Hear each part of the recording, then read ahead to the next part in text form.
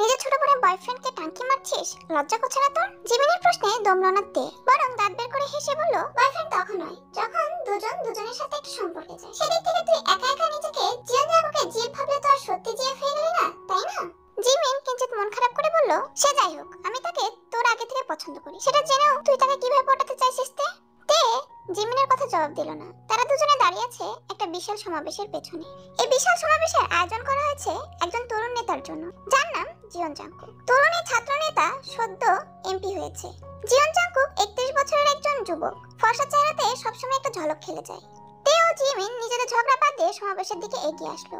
তখনই গেট দিয়ে ঢুকলো একে একে দুটো টয়োটা কার। গাড়িগুলো থামতেই তা থেকে বেরিয়ে আসলেন তরুণ নেতা জিয়ন জাংকুক। যারা সমাবেশের আয়োজন করেছিলেন ফুলের মালা পরিয়ে স্বাগতম জানালো। ভিড়ের মধ্যে থেকে এক পলক জাংকুককে দেখার জন্য উপযোগী দিচ্ছে তেও জিমিন। শুধু তারা নয়, আরো অনেক মেয়ে রয়েছে যারা তাদের ক্রাশকে দেখতে এসেছে। তার মধ্যে থেকে সম্ভবত ক্লাস 8 বা 9 এ পড়ে এমন একটি কিশোরী চিৎকার করে বলে উঠল, I love you Jungkook, will you marry me? Jimin হতভম্ব হয়ে তাকালো। চারিদিকে মানুষের সমাগম। কিশোরী মেয়ে চিৎকার তেমন কানে পৌঁছালো না কারো, আর পৌঁছালেও পাত্তা না দিয়ে সবাই হাসবে। মঞ্চে উঠেছে জিয়ন জাংকুক। চারিদিকে হইচই পড়ে গেছে সবার। মাইক প্রস্তুত করা হলো। জিয়ন জাংকুক এবার তার মহামূল্যবান ভাষণ দিবেন জনতার উদ্দেশ্যে। Will you marry me? আপনি কি আমাকে বিয়ে করবেন নেতা সাহেব? পুরো মাঠ নিস্তব্ধতা ধারণ করছে। এতক্ষণের হইচই থেমে গেছে। মিডিয়া তের দিকে ক্যামেরা ঘুরিয়ে রেখেছে। তের হাতে একটি মিনি মাইক, যা দিয়ে সে একের পর এক প্রস্তাব দিয়ে চলেছে জিয়ন জাংকুকের উদ্দেশ্যে। তে পুনরায় বলল, আপনি কি আমার পূর্ণতা হবেন নেতা সাহেব? জাংকুক থমথমে ভাব নিয়ে নিজের পিয়ে ইয়নজনের দিকে তাকালো। ইয়নজন মুখ কাঁচামাচা করে বলল, আমি কিছু জানি না স্যার। জাংকুক কিছু বলার আগেই শোনা গেল সে একই কণ্ঠে বলা প্রস্তাব, আপনি কি আমাকে বিয়ে করতে রাজি নেতা সাহেব? জিয়ন জাংকুক ফেঁসে গেল।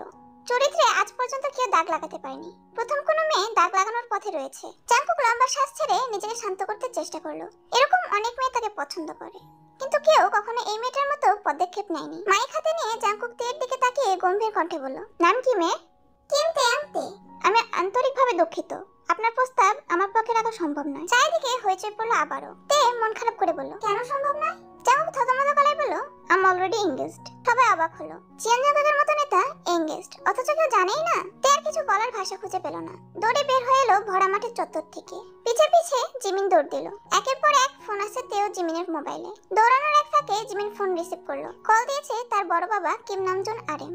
জিমিন সালাম দিল। আরএম গম্ভীর কণ্ঠে বলল, তাকে যেভাবে পারো ধরে নিয়ে এসো। ফোন ডিসকানেক্ট হতেই জিমিন থেকে খুঁজতে লাগলো। এত তাড়াতাড়ি কোন জঙ্গলে গিয়ে লুকালো কে জানে। এদিকে জিয়ন জাংকুকের মোবাইলে একের পর এক কল এসে চলেছে। বাধ্য হয়ে সে মাইক হাতে নিয়ে বলল, আই এম সরি অল, আমি এনগেজড নই। মেয়েটা যাতে কখনো আমার সম্পর্কে আর না ভাবে সেজন্য মিথ্যা বলেছি। ব্যাস, বন্ধ হয়ে গেল সব ফোন কল। নেট দুনিয়ায় ছড়িয়ে পড়লো সব।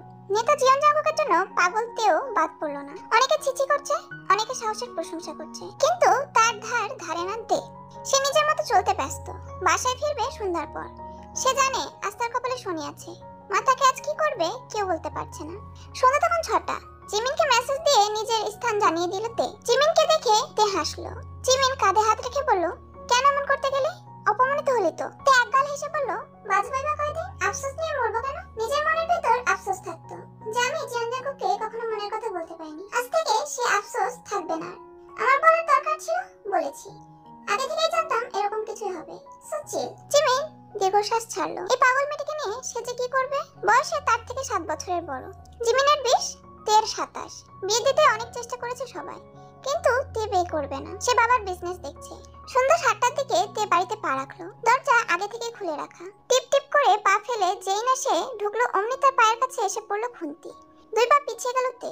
সামনে এসে দাঁড়ালো তার সুন্দর smart mummy Kim Seokjin, wife of Kim Namjoon. Jin হেসে এগিয়ে এসে বলল, এসব করার জন্য তোমাকে বড় করেছি? এসব করবে বলে তোমাকে এত প্রশ্রয় দিতাম? তে মাথা নিচু করে ফেললো। সে জানে সে ভুল করেছে, কিন্তু নিজের মনের কথা সে আগে শুনেছে। মস্তিষ্ক অবশ্য বলেছে এতে বাবা মার সম্মান নিয়ে টানাটানি হতে পারে, কিন্তু সে আগে মনের কথা শুনলো। এবার মস্তিষ্কের সাথে যুদ্ধ করবে। ভোরের আলো ফুটে গেছে। তে তখন কুম্ভকর্ণের মতো ঘুমাচ্ছে। মেয়ের মতো হাত রাখলো জিন। গতকাল অনেক রেগে গিয়েছিল সে। কি বলতে কি বলেছে মনে নেই। মেয়েটা নিশ্চয়ই কষ্ট পেয়েছে। জিন জানে তার মেয়ে সব বুঝে, যা করে বুঝে শুনে করে, কিন্তু সমাজের কথা আমাদের ভাবতে হয়। জিনের ভাবনায় ব্যাঘাত ঘটিয়ে তে ঘুম ঝাড়া কণ্ঠে বলল, মাথায় হাত বুলিয়ে দাও আমি। জিন হাত বুলিয়ে দিতে দিতে বলল, অফিস যাবে না? তে লাফিয়ে উঠে বসলো। জিন হেসে ফেললো। ফ্রেশ হয়ে রেডি হয়ে নাও, নাস্তা টেবিলে তোমার পাপা অপেক্ষা করছে। জিন মেয়ের রুম থেকে বের হয়ে গেল। ডাইনিং টেবিলে তখন তার 2 সন্তান ও স্বামী অপেক্ষায় বসে আছে। জিনকে আস্তে দেখে আরএম এক পলক তাকালো। নারীটির বয়স বেড়েছে, চামড়ায় ভাঁজ পড়েছে, কিন্তু আজও তার কাছে অদ্ভুত সুন্দর লাগে। এই অদ্ভুত সুন্দর লাগাটা হয়তো ভালোবাসা। বাটার খেতে খেতে রোজ চোখের চশমা ঠিক করে বলল, আপনি কোথায়? আমি ফ্রেশ হয়ে আসছে। শুভাকে তখন হেলে দুলে আসতে দেখা গেল। কানে হেডফোন গলায় ফেলে দিয়ে গুড মর্নিং বলে আরএমের পাশে বসে গেল। জিন বাচ্চা ও স্বামীর প্লেটে নাস্তা তুলে দিতে লাগলো। আরএম নিজের প্লেট থেকে প্রথম এক টুকরো দিল তার ছোট রাজকন্যা রোজকে, তারপর খালো সুগাকে। তখনই বাবার অপর পাশে এসে বসলো তে। আরএম হেসে নিজের বড় রাজকন্যার মুখে খাবার ঢুকিয়ে দিল। জিন তখন তের প্লেটে নাস্তা তুলে দিতে ব্যস্ত। আরএম উঠে গিয়ে নিজের বউয়ের মুখে নাস্তা তুলে দিল। এই তো, এটাই তাদের পরিবার, আর এই দৃশ্যটা তাদের বাড়ির প্রতিদিনের দৃশ্য। তে অফিসিয়াল ড্রেসে নিজেকে আবৃত করে নিল। সাদা শার্ট ও কালো প্যান্ট, একজন বিজনেসওম্যান। হাই হিল পরে নিয়ে হাতে কোট নিয়ে হ্যান্ডব্যাগ ক্যারি করে গাড়িতে বসলো তে। সে নিজেই ড্রাইভ করতে পারে। তার বাবা অনেক আগেই বের হয়ে গেছে অফিসের উদ্দেশ্যে। আজ বিশেষ একটা মিটিং রয়েছে 10টার দিকে, সেজন্য তাড়াহুড়ো না করে ধীরে সুস্থে বের হচ্ছে সে। তে গাড়ি স্টার্ট দিবে, তখনই দুজন এসে বসলো তার গাড়ির পেছনের সিটে। তে লুকিং গ্লাসে তাদের দেখে নিল। সুগা বাইক বা কার নিয়ে সবসময় যাতায়াত করলেও মাঝে মাঝে রোজকে নিয়ে তে গাড়িতে উঠে পড়ে। তাদের নাকি মাঝে মধ্যে বোনের থেকে লিফট নিতে ভালো লাগে। তে এক মনে গাড়ি চালাচ্ছে। রোজ কলেজ ড্রেসের ফিতা ঠিক করতে করতে বলল, কলেজ শেষ হলে আমাকে নিতে আসবে কিন্তু আপনি। সুগা গেম বাদ দিয়ে বলল, আমাকেও। তে হেসে বলল, মিটিং তাড়াতাড়ি শেষ হলে দুটোকে গাড়িতে তুলে নিব। তারপর সুগা ও রোজ একসাথে বলল, পার্টি হবে। রোজকে তার কলেজে নামিয়ে দিয়ে তারপর সুগাকে ভার্সিটিতে নামিয়ে দিল তে। তে হাতের ওয়াচে আবারও চাপ দিল। রিসিভ হতেই শোনা গেল জিমিনের ঘুম জড়ানো কণ্ঠস্বর। কি আর এত সকালে কি চাই তোর? তে সামনের দিকে তাকিয়ে ড্রাইভ করতে করতে বলল, দুপুরে রোজের কলেজের সামনে চলে আসিস। ডিসকানেক্টেড হতেই জিমিন ঘুম ভুলে লাফিয়ে উঠে বলল, ইয়াহু, পার্টি হবে। পিয়ের কাছ থেকে ফাইল নিয়ে গটগট করে পৌঁছালো কনফারেন্স রুমে। এবারের মিটিংটা হচ্ছে জিয়ন জাঙ্কুকের বাবার কোম্পানির সাথে। যদিও সেটাতে জিয়ন জাঙ্কুক নিজেও যুক্ত আছে। তে ভাবছে নিশ্চয়ই জিয়ন জাঙ্কুকে জানা নেই যে ডিলটা হতে চলেছে সেটা তেদের কোম্পানির সাথে। বা জিয়ন জাঙ্কুক কখনো ভাবেইনি যে তের মতো প্রেম নিবেদন করে বেড়ানো মেয়ে কখনো বিজনেস ওম্যান হতে পারে। তে জিয়ন কাইদের সাথে ডিল সাইন করে বাঁকা হাসলো। তাকে নিজে থেকে বারবার জড়িয়ে যেতে চাইছে, সে সুযোগ কেন নেবে না? মিটিং থেকে বেরিয়ে আসতেই কাই পিছন থেকে ডাকলেন। তে দাঁড়িয়ে রইল। কাই সামনে এসে দাঁড়ালেন। কালো ফ্রেমের সানগ্লাসে ঢাকা চোখে মেয়েটিকে এক পলক দেখে নিলেন। তারপর বিনিময়ের সাথে বললেন, তুমি সেই যে আমার ছেলে সমাবেশে বিয়ের প্রস্তাব রেখেছিলে। তে কিছু বলল না। কাই হেসে মাথায় হাত রেখে বলল, আরো সফল হও। তুমি যাদের পিছে ঘুরছো একদিন তারা তোমার পিছনে ঘুরবে। বেস্ট অফ লাক মামনি। দুপুরের পর চারজন একজোট হলো। জিমিন তের বাবার বন্ধুর মেয়ে। পরিচয় না দিলে যারা চেনে না তারা বনি মনে করে। তারা চারজন এবার দুপুরের খাবার খাবে একটি রেস্টুরেন্টে। খাবার খেতে বসে কিছু মনে পড়ার ইঙ্গিতে রোজ বলল, তোমাকে তো বলাই হয়নি আগামীকাল আমাদের কলেজের অনুষ্ঠান আছে, সেখানে জিয়ন জাঙ্কুক আসবে। তে খাবার খেতে খেতে বলল, তো? রোজ অবাক হয়ে বলল, তুমি খুশি হওনি? দেখ, সে কোথায় গেল নাকি গেল না সেটা খোঁজ রাখার দায়িত্ব আমার না। আর না আমি তার এমন কেউ লাগি। তুমি তাকে পছন্দ করো? তে দীর্ঘশ্বাস ছেড়ে বলল, পছন্দ করলে যে পিছন পিছন ঘুরতে হবে তার কোনো মানে নেই। আমার তাকে পছন্দ ছিল বলেছি, এবার তাকে পাবো কিনা বা সে আমাকে পছন্দ করে না সেটা তার বিষয়। সবসময় যে ভালোবাসা বা পছন্দ দুই পাক্ষিক হবে এমন তো কোনো মানে নেই। জিমিন খাবার চিবাতে চিবাতে বলল, সে যদি বিয়ে করে নেয় তোর কষ্ট হবে না? তে চমৎকার করে হেসে বলল, কষ্ট হবে কেন? ভালোবাসা মানুষ তার ভালোবাসার মানুষকে নিয়ে সুখে থাকবে, আমি তো অনেক খুশি হব। পরিস্থিতি স্বাভাবিক করতে সুগা বলল, একটা মেয়েকে দেখে ক্রাশ খেয়েছি আপনি, পটাবো কেমনে? তুই যার উপর ক্রাশ খেয়েছিস তারও ক্রাশ আছে, গিয়ে দেয়। জিমিনের মাথায় চাপড় মেরে সুগা বলল, নেই, তার বিষয়ে আমি সব জানিয়ে নিয়েছি। জিমিনের মাথায় হাত রেখে বলল, বাহ, ভালো তো। হ্যাঁ, সবাই তোর মতো না যে জিয়ন জাঙ্কুকের পিছে দৌড়াদৌড়ি করবে। আমি জিয়ন জাঙ্কুকের পিছে দৌড়াদৌড়ি করি? সুগা ভাব নিয়ে বলল, তা নয় তো কি, তুই আপনির সাথে জিয়ন জাঙ্কুকের পিছে দৌড়াদৌড়ি করিস না? জিমিন দীর্ঘশ্বাস ছেড়ে বলল, দৌড়াদৌড়ি করলেও পাত্তা পাবো না, পেলে তে পেতে পারে, আমার কোনো চান্স নাই। সুগা হেসে বলল, সমবেদনা ডেয়ার। তে বিরক্ত হয়ে বলল, চুপ কর, অন্য কিছু নিয়ে কথা বল। খাওয়া শেষ করে চারজন রিকশা নিল। চিরপরিচিত জলাশয়ের কাছে পৌঁছালো। তে জলের দিকে তাকিয়ে দীর্ঘশ্বাস ছাড়লো। সে জানে না তার ভবিষ্যতে কি অপেক্ষা করছে। জিয়ন জাঙ্কুককে ছাড়া হয়তো সে মরে যাবে না, কিন্তু অনুভূতি মরে যাবে হয়তো। এতটা ডুবে যাবে সে নিজেও জানতো না। মানুষটার সাথে তার কখনো সামনাসামনি কথা হয়নি, চোখে চোখ পড়েনি কখনো। গতকালই তাদের প্রথম কথা। জিয়ন জাঙ্কুক যদি একবার বুঝতে পারতেন একজন বাবার রাজকন্যা কি নির্ধারণ কষ্ট পুষে চলেছে বছরের পর বছর, শুধু তারই জন্য। বুকে ভালোবাসা নিয়ে অপেক্ষা করে আছে একটি ইশারার। সন্ধ্যার দিকে চারজন অফিসে গাড়ি নিয়ে বাড়ি পৌঁছালো। রং বেরঙের আলোয় একে অপরের সঙ্গে ডান্স করতে লাগলো। লাল পানি গলায় ঢেলে তে থম মেরে বসে রইল। মাথা ঝিমঝিম করছে। সে মাতাল হয়নি, কিন্তু আরেকটু গেলে হয়ে যাবে। অগত্যা তে ড্রিঙ্ক রেখে দিল। হেলে দুলে দাঁড়িয়ে নাচতে লাগলো গানের তালে তালে। বারে মানুষের অভাব নেই। নাচতে নাচতে কোমরে অনাকাঙ্ক্ষিত কারো স্পর্শ পেয়ে থমকে গেল তে। রাগে অগ্নিশর্মা হয়ে হাতের মালিকের দিকে তাকালো। হুডি পরার কারণে মুখ অস্পষ্ট। তে মুখ দেখতে চেষ্টা করতে তের মালিকটি তের হাত টেনে বাইরে নিয়ে যেতে লাগলো। হুডি পরা ব্যক্তিটি বাইরে এসে থামলো। ভিতরে থেকে বাইরে আরো অন্ধকার বিরাজ করছে। সোডিয়ামের আলো এদিকে নেই বললেই চলে। ব্যক্তিটি হুডি মাথা থেকে ফেলে দিল। অন্ধকারের জন্য মুখ দেখতে পারছে না তে। ব্যক্তিটি ধীরে ধীরে তের সাথে নিজেকে জড়িয়ে নিল। ঝিমঝিম ভাব থেকে তখন নেশা হয়ে গেছে। তে নেশার ঘরে হুডির নিচ দিয়ে তার হাত ব্যক্তিটির বডি টাচ করতে থাকে। তের এমন টাচে ব্যক্তিটি ফ্রিজ হয়ে যায়। ব্যক্তিটি তের হাত ধরে সরিয়ে দিলে এবার তে গলা জড়িয়ে ধরে তার উন্মুক্ত গলায় মুখ ডুবিয়ে দেয়। তের নরম ঠোঁটের স্পর্শ গলায় স্পর্শ হতেই তার যেন পুরো বডি অসাড় হয়ে আসে। তেকে সরানোর শক্তি যেন সে হারিয়ে ফেলেছে। বহু কষ্টে নিজেকে নিয়ন্ত্রণে এনে তেকে তার গলা থেকে সরিয়ে আনে। তে ব্যক্তিটির পায়ে ভর দিয়ে তার ঠোঁটে ঠোঁট চেপে ধরে। সাথে সাথে সে যেন এক অন্য দুনিয়ায় চলে গেল। কেউ যখন তেকে আঁকড়ে ধরতে যাবে তখন তে ভারসাম্য হারিয়ে তার ঘাড়ে ঢলে পড়ে।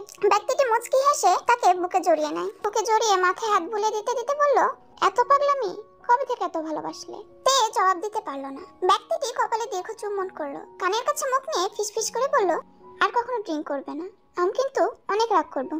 তেকে গাড়িতে ঢুকিয়ে দিয়ে ব্যক্তিটি তের ঘড়িতে চাপ দিল। লক খুলে কানেক্ট হলো সুগার সাথে। সাথে সাথে আবার ডিসকানেক্ট করে দিল। হঠাৎ করে তের কল পেয়ে সুগা, জিমিন ও রোজকে নিয়ে বেরিয়ে আসলো। বাড়ি না পেয়ে মূলত বের হয়ে এসেছে তারা। গাড়িতে তেকে পেয়ে স্বস্তির নিঃশ্বাস ছাড়লো তিনজন। সুগা ড্রাইভ করতে লাগলো। জিমিন দীর্ঘশ্বাস ছেড়ে তেকে ধরে বসে আছে। রোজ ভয় পাওয়া গেলে বলল, আপ্পির তো পুরো নেশা হয়ে গেছে, আমি জানতে পারলে মেরেই ফেলবে। সুগা মৃদু ধমক দিয়ে বলল, চুপ কর, আমরা কি জানতাম আপ্পি সব খাবে? কখনো তো খাই না। জিমিন মনে মনে বলল, হাদারাম, তোর বোন তোর সামনে খায় না, খাই না বলে কি কখনো খায়নি? আমার সাথে যখন যাই তখন তো দেবদাসে গিলে, শালি নিজেও দেবদাসী হচ্ছে, সাথে আমাকেও বানাচ্ছে। জিমিনের মনের কথা কেউ শুনলো না, কিন্তু সুগা গাড়ি চালাতে চালাতে বলল, তুই কি আমাকে গালি দিচ্ছিস? জিমিন হতভম্ব হয়ে বলল, কখন দিলাম? সুগা লুকিং গ্লাসের এক পলক তাকিয়ে বলল, তোর মুখের রিয়াকশন দেখে মনে হচ্ছে। তাদের গাড়িকে ওভারটেক করে গেল একটি কালো টয়োটা কার। কারে বসা ব্যক্তিটি মনে মনে হেসে বলল, তুমি অনেক বোকাতে, না হলে কেমন করো? এত পাগল কেন তুমি? তোমার পাগলামি বাড়ো, কিন্তু সেটা আমার সামনে। সবার সামনে তোমার অসম্মান আমি মানতে পারি না তে। খুব শীঘ্রই তোমার যতটুকু অসম্মান হয়েছে তা সসম্মানে ফেরত পাবে, আমি কথা দিলাম। দরজার সামনে অগ্নিসময়ে দাঁড়িয়ে আছে জিন। রোজ ভয়ে কুকড়ে জিমিনের এক হাত শক্ত করে ধরে রেখেছে। তে সুগার কাঁধে ভর দিয়ে দাঁড়িয়ে আছে। জিন অর্ধহুশিন তের দিকে তাকিয়ে বলল, তোমার এতটা অধপতন ঘটবে ভাবতে পারিনি। আমি সবাইকে বড় মুখ করে বলতাম আমার ছেলেমেয়েরা আজ যাই হোক নেশা করে না, কিন্তু তুমি যুগের সাথে তাল মিলিয়ে চলছো। যুগের সাথে তাল মিলিয়ে চলা কি খুব জরুরি তে? ঝর্ণা গলায় তে বলল, উফ, আমি এখন সবাই এগুলো। তের কথা শেষ হওয়ার আগেই জিন থাপ্পড় বসালো। তে মেঝেতে ঢলে পড়ে গেল। বাকি তিনজনের দিকে তাকিয়ে বলল, তোমরা কি তার মতো সব গিলে এসেছো? সুগা ও রোজ দ্রুত মাথা নেড়ে না বোঝালো। কাঁদো কাঁদো সরে রোজ বলল, আমি কখনো এসব খাবো না আম্মি, ওসবে যাবো না। সুগা মিনমিনে গলায় বলল, কখনো যাবো না আম্মি, দুজন নিজেদের ঘরে যাও, আর তোমাদের মাতাল আপ্পিকেও নিয়ে যাও। রোজ ও সুগা তাদের আপ্পিকে ধরে ভেতরে নিয়ে গেল। বাঘিনীর সামনে একা দাঁড়িয়ে রইল জিমিন। হাসার চেষ্টা করে বলল, বড় মা, তুমি তো সবসময় সঙ্গে জিমিন, অফিস টাইম ছাড়া ও সবসময় তোমার সাথে ঘোরাফেরা করে, ও আগে থেকে ড্রিঙ্ক করে, রাইট? জিনের কর্কশভাবে করা প্রশ্নে জিমিন ঘাবড়ে গেল, কিন্তু সত্যি না বলে উপায় নেই। অগত্যা স্বীকার করলো, হ্যাঁ।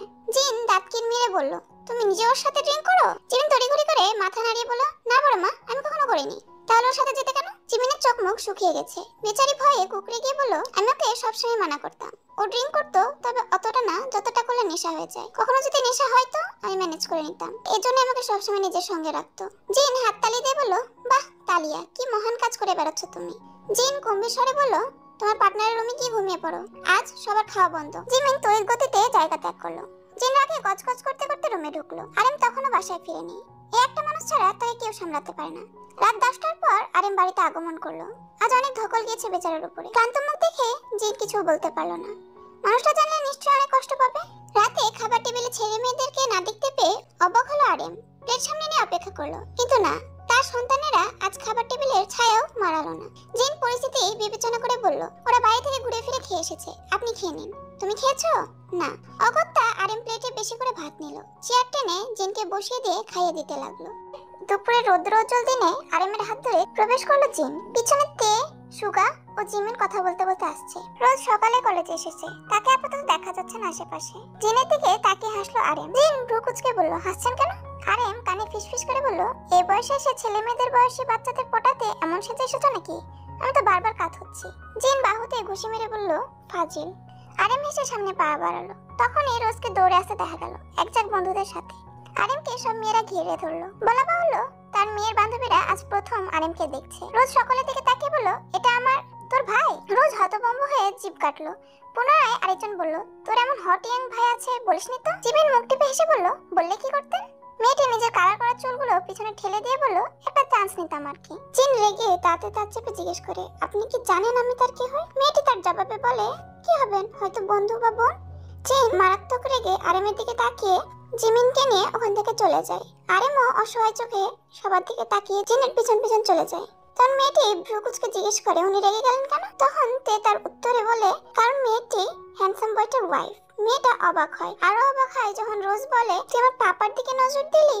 রোজ সবাইকে নিয়ে চলে গেল। মেয়েটা ভয় পেয়ে সরি আপু সরি ভাই বলে এক দৌড়ে সেখান থেকে চলে যায়। মেয়েটি যাওয়ার দিকে তাকিয়ে তে ও সুগা একসাথে হেসে ওঠে। ঠিক তখনই গেট দিয়ে ঢুকলো দুটো টয়োটা কার। তে সেদিকে তাকিয়ে দীর্ঘশ্বাস ছেড়ে মঞ্চের দিকে চলে গেল। জিয়ন জাংকুকের কার কলেজের গেট দিয়ে ঢুকতে হুলস্থুল পড়ে গেল। গাড়ি থেকে বের হলো জিয়ন জাংকুক।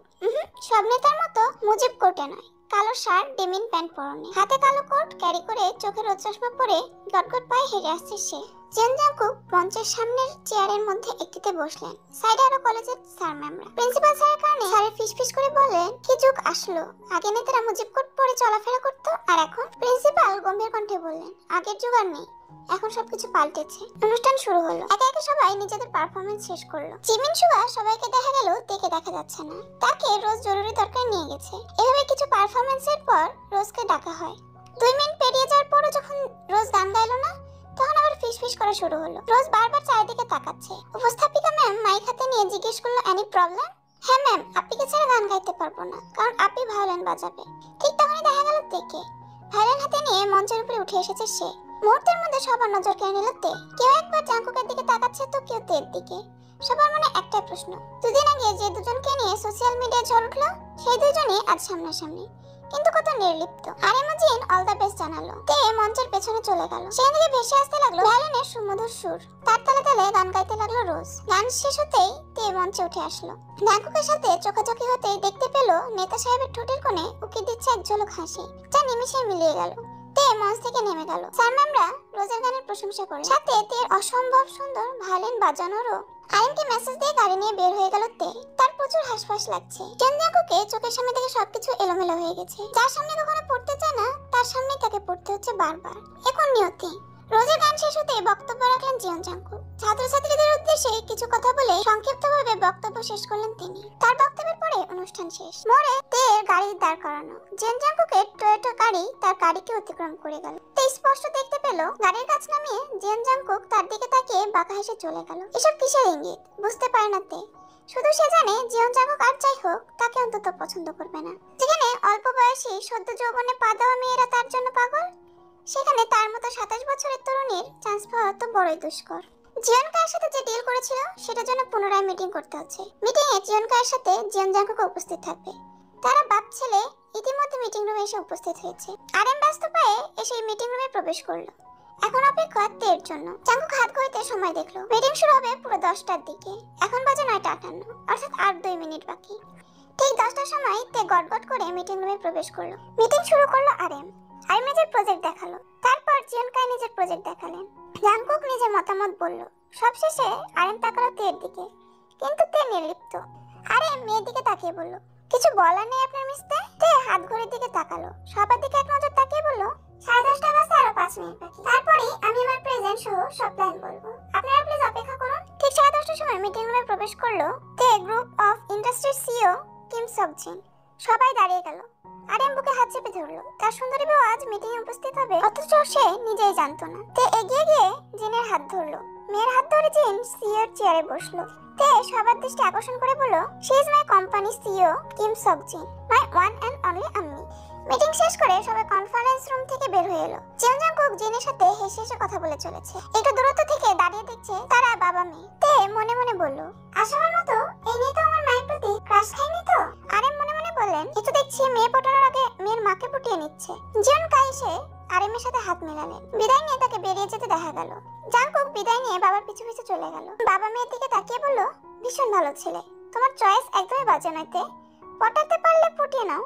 তে আর চোখে নিজের বাবাকে দেখে নিয়ে জায়গা ত্যাগ করলেন। আরেম এগিয়ে এসে কোমরে হাত রেখে নিজের সাথে জড়িয়ে নিয়ে বলল, আই এম ইমপ্রেসড সুন্দরী। জিন হেসে বলল, এতটুকুতে? আরেম ভ্রু কুঁচকে বললেন, আরো কিছু বাকি রেখেছো? জিন কাঁধে 2 হাত রেখে বলল, এখনো কত কিছু দেখা বাকি আপনার, জাস্ট অপেক্ষা করুন। বলে জিন হাই হিলের খটখট শব্দ তুলে চলে গেল।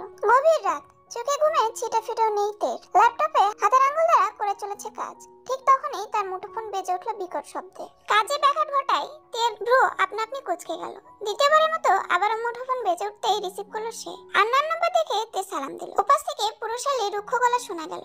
সালামের উত্তর দিয়ে পুরুষটি আদেশ করলো, 5 মিনিটের ভিতরে নিচে আসো। গলা চেনা চেনা লাগে তের, কিন্তু অপরিচিত ব্যক্তির এমন প্রস্তাবে বিরক্ত হলো অনেক। কণ্ঠে গভীর চোট ঢেলে বলল, হু are you man?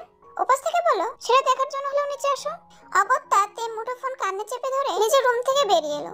Drawing room গভীর অন্ধকারে ডুবে। চুপি চুপি পা ফেলে আগাতে লাগলো দরজার দিকে।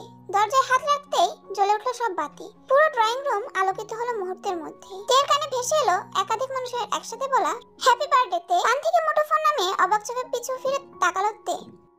নিজের চোখকে যেন বিশ্বাসই করতে পারছে না। তার বাবা মা ভাই বোনদের সাথে জিয়ন জাংকুক দাঁড়িয়ে আছে। শুধু তাই নয়, আরো কত মানুষ। এত মানুষ বাড়িতে, অথচ সে টেরি পেল না। জিমিন এগিয়ে এসে হাত টেনে নিয়ে গেল তেকে। তে চারিদিকে চোখ বুলিয়ে দেখলো, কি সুন্দর করে সাজানো হয়েছে সবকিছু। আরিমা জিন মেয়েকে জড়িয়ে ধরে জন্মদিনের শুভেচ্ছা জানালো। জিন তের কপালে চুমু দিয়ে কেকের কাছে নিয়ে গেল। এক সাইডে তের পরিবার ও আরেক সাইডে জাংকুক ও তার পরিবার দাঁড়ানো। কেক কেটে তে প্রথমে নিজের বাবা মাকে খাইয়ে দিল। সবাইকে একটু একটু করে খাওয়ানোর পর জাংকুকের পালা। তে প্লেটে কেক নিয়ে রোজের হাতে দিয়ে বলল, নিতাকে দিয়ে আয়। রোজ সরে গেল। তে সুগার দিকে তাকাতেই সুগাও সরে গেল। জিমিনের দিকে তাকিয়ে যা বুঝলো আজ কেউ তার কথা শুনবে না। অগত্যা নিজে এগিয়ে গেল জাংকুকের দিকে। জাংকুকের ঠোঁটের কোণে উকি দিচ্ছে হাসির ঝলক। হয়তো সে এরকম একটি মুহূর্তের অপেক্ষা করেছিল। তে প্লেট বাড়িয়ে দিয়ে নিচের দিকে তাকিয়ে বলল, আপনার কেক। আমি তো জানতাম যার জন্মদিন সে নিজে সবাইকে কেক খাইয়ে দেয়। তে আশ্চর্য হয়ে তাকালো। চোখে চোখ পড়তেই জাংকুক চোখ মারলো। তে চোখ বড় বড় করে ফেললো। জিমিন তের হাত থেকে প্লেটটা নিয়ে নিল। জাংকুকের মা একটি বক্স এগিয়ে দিলেন। সেটা খুলে জাংকুক আংটি বের করে তের আঙ্গুলে পরিয়ে দিল। তের ঘড়ির মধ্যে এঙ্গেজমেন্ট হয়ে গেল। সে নিজে যে কিভাবে আংটি পরিয়েছে তা নিজেও বুঝতে পারেনি। আংটি পরানোর শেষে জিমিন চামচে কেক নিয়ে তেকে বলল জাংকুককে খাইয়ে দিতে। ঘড়ির মধ্যেই তে খাইয়ে দিল। জাংকুক চমৎকার করে হেসে নিজেও খাইয়ে দিল। ব্যাস হয়ে গেল তেও জাংকুকের এঙ্গেজমেন্ট। ঘড়ির মধ্যে এঙ্গেজমেন্ট হলেও বিয়ে কিন্তু হলো জাঁকজমকপূর্ণ ভাবে। তে কখনো যা স্বপ্নেও ভাবেনি হাজারো রমণীর ক্রাশ জিয়ন জাংকুককে চোখের পলকে নিজের সাথে বেঁধে নিল সে। বিয়ের আগে একদিন ফোনে আশ্চর্যজনক একটি বিষয় জানতে পারল তে। তার স্বামী নাকি তাকে অনেক আগে থেকে পছন্দ করত। এটা শুনে তে অজ্ঞান হয়ে গিয়েছিল। পাক্কা 1 ঘন্টা পর জ্ঞান ফিরেছে বেচারির। বিয়ের দিন বুঝদার তে কেঁদে কেটে একাকার। তার মনে হচ্ছে সে স্বপ্ন দেখছে। সবচেয়ে হাস্যকর ব্যাপার, সকলের আইডল জিয়ন জাংকুক বউয়ের দিকে টিস্যু এগিয়ে দিতে দিতে এক একজনকে ধরে বলছে তার বউয়ের কান্না থামাতে, কিন্তু কেউ তো এগিয়ে এলোই না, বরং ধমক দিতে লাগলো। জাংকুক যখন নিজের বোনকে বলল তোর ভাবিকে বল কান্না থামাতে, তখন তার বোন রেগে বলে তুমি নিজে আগে নাক টানা বন্ধ করো, পালে দুজনে মিলে গলা জড়িয়ে ধরে কাঁদো। জাংকুক তেকে জিজ্ঞেস করলো কাঁদছো কেন? তে নাক টেনে বলল আপনি কাঁদছেন কেন? কাঁদাকাঁদির পর্ব শেষে তাদের বিদায় হলো। এবার আসা যাক মিডিয়ার বিষয়। সামাজিক যোগাযোগ মাধ্যমে কয়েক মাস আগে যাকে নিয়ে অনেক বাজে কথা বলতো তারা চমকে গেল। সেই মেয়েটিকেই জিয়ন জাংকুক বিয়ে করেছে। তে চারিদিকে ফুলে সজ্জিত বিছানার মাঝখানে বসে আছে। চারিদিকে একবার চোখ বুলিয়ে নিল। তখনই দরজার শব্দ হলো। জাংকুক আসছে। জাংকুক এসে তের সামনে বসলো। জাংকুক অনেকক্ষণ ধরে তের দিকে তাকিয়ে আছে। মুখে বউ সাজা দেখে আমি নিজেকে কন্ট্রোল করতে পারছি না। তে লজ্জায় লাল হয়ে মাথা নিচু করে ফেলে। তারপর জাংকুক তেকে জড়িয়ে ধরে। তের গলায় ছোট ছোট কিস করতে থাকে। তে আজ আমাকে অনুমতি দাও, আজ কোনো বাধা দিও না প্লিজ। জাংকুককে জড়িয়ে ধরে তার সম্মতি জানায়। জাংকুক তের নরম ঠোঁটে তার ঠোঁট ডুবিয়ে দেয়। আস্তে আস্তে তেও রেসপন্স করতে থাকে। তের রেসপন্স পেয়ে জাংকুক আরো বেশি পাগল হয়ে যায় আর একটানে তের শাড়ি খুলে ফেলে। তে লজ্জায় জাংকুককে আরো বেশি শক্ত করে জড়িয়ে ধরে। তারপর জাংকুক তেকে বেডে শুইয়ে দিয়ে তের সারা মুখে কিস করতে থাকে। কিস করতে করতে এক পর্যায়ে তের ব্লাউজের হুকগুলো এক এক করে খুলতে থাকে। এদিকে তে লজ্জায় ও উত্তেজনায় জাংকুকের পিঠটা খামচে ধরে। আর কিছুক্ষণ পর তারা হারিয়ে যায় এক সুখের রাজ্যে। শেষে তারা দুজনে ক্লান্ত হয়ে একে অপরকে জড়িয়ে ধরে ঘুমিয়ে পড়ে। বিয়ের পর তে শ্বশুরবাড়ি থেকেই অফিসে যাতায়াত করে আর জাংকুক তার সবটুকু দিয়ে রাজনীতিতে রাজত্ব করতে থাকে। এভাবে দেখতে দেখতে 5টি বছর কেটে গেছে। 5 বছর পর প্রথমবার বাবা হওয়ার স্বাদ লাভ করলো জিয়ন জাংকুক। জিমিন 5 বছর পর দেশে ফিরেছে। তে বিয়ের 1 বছর পর সে আমেরিকায় পাড়ি জমিয়েছিল। আজ তার বিয়ে। তে 2 মাসের বাচ্চা ও তার নেতা সাহেবকে নিয়ে এসেছে বাবার বাসা। বাবার বাসা কেন? কারণ সুগার সে ওয়ান এন্ড অনলি ক্রাশ আর কেউ নয় বরং আমাদের জিমিন। সুগার সাথেই জিমিনের বিয়ে হতে চলেছে। দেখতে দেখতে সব নিয়ম কানুন মেনে জিমিন ও সুগার বিয়ে হয়ে যায়। আর অন্যদিকে আমাদের ছোট্ট সদস্য জাংকুক ও তের পুত্র কুকি যে বর্তমানে বাবার কোলে হিসু করে শুয়ে আছে চুপটি করে। জাঙ্কুক নিজের শার্টের দিকে তাকিয়ে আছে। প্যাম্পাস লিক করে কয়েক ফোঁটা তার শার্টে পড়ে গেছে। জাঙ্কুক অসহায় চোখে তের দৃষ্টি আকর্ষণ করার চেষ্টা করছে, আর তে তার ভাইয়ের পাশে বসে সবার সাথে গল্প করতে ব্যস্ত। তে কালো গাউন পরেছে, বয়স বাড়লেও সৌন্দর্য কমে যায়নি, বরং বৃদ্ধি পাচ্ছে দিন দিন। জাঙ্কুকের সাথে চোখাচোখি হতেই জাঙ্কুক অসহায় দৃষ্টিতে তাকালো। তে বুঝেও চোখ সরিয়ে নিল, ভাবে মন আমি কিছুই দেখিনি। জাঙ্কুক বইয়ের মতলব বুঝতে পারলো। বিয়ের পর থেকে তে এখন পর্যন্ত কোনো সুযোগ বাদ রাখেনি যা করে নিজের স্বামীকে বিরক্ত করা যায়। সে মূলত প্রতিশোধ নিচ্ছে। কেন জাঙ্কুক প্রথম থেকে বললো না তাকে পছন্দ করে? তাহলে কি তে এমন কষ্ট পায়? জাঙ্কুকের অসহায়তা দেখে হয়তো মায়া হলো তার একমাত্র ছেলের। সে বিকট শব্দে চিৎকার করে কেঁদে উঠলো। তে ছেলের এমন চিৎকার শুনে দৌড়ে কাছে আসলো। জাঙ্কুককে ধমক দিয়ে বলল, আপনি কি করেছেন ওকে? জাঙ্কুক অসহায় চোখে তাকিয়ে বলল, কিছু করিনি, প্যাম্পাস নষ্ট হয়ে গেছে, পাল্টে দাও ঠিক হয়ে যাবে। তে কটমট করে তাকিয়ে বলল, আপনি চেঞ্জ করাতে পারলেন না? এতক্ষণ তো ওই জন্যই তোকে ডাকছিলাম, প্যাম্পাস কোথায় আমি জানি না তো। জাঙ্কুকের অসহায় গলা। তে গটগট পা ফেলে চলে গেল। জাঙ্কুক বিড়বিড় করে বলল, নেতাকে দিয়ে প্যাম্পাস পাল্টানো, নেতাকে ধমক দেওয়া, জাতি মেনে নিবে না তে। এই তো এভাবে চলতে থাকছে তে জাঙ্কুকের ভালোবাসাময় খুনসুটিময় জীবন।